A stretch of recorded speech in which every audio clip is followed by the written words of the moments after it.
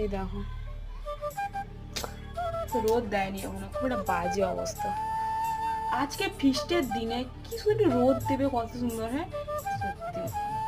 দেখো আমি সবজি কাটতে বসে পড়েছি, আর আজকে হবে খাসি মাংস, আর আমাদের জন্য রঙিন মুরগি, আর বেগুন ভাজা, মূলো ভাজা, আর ওলকপি আছে। এই তো একটা ওলকপি, ওলকপি ভাজা হবে। আর বাপি বলছিল না চিংড়ি, এই তো চিংড়ি মাছ এনেছে, চিংড়ি মাছ হবে, চিংড়ি মাছ হবে।